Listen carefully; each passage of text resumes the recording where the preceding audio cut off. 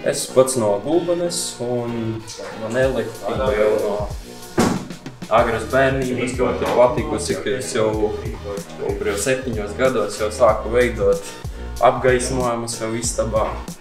Un tādi es nolēmu iet mācīties par elektrotehniku. 5. klasē mums bija mājturības stundā jāizveido kaut kādas schēmas. Tur bija, jo tu sarežģītāk izveidoji, jo tev labāks vērtējums. Tad jau no tā man jau ļoti patika, un es zināju, ka es būšu elektriķis. Almas arī elektriķiem labs, tāpēc es arī atnācu par šo profesiju. Teikšu godīgi, nav pārāk viegli saprast. Tīpaši sākumā diezgan grūti iebraukt visā šajā procesā, bet ar laiku aiziet. Ir jābūt uzmanīgam, jā, protams, un arī jāaptabīgam. Ka ir jāsako visu laiku līdzi visam.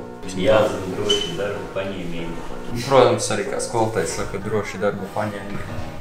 Forši skolotāji, nav vainas, vismaz pastāsta visu, kā vajag.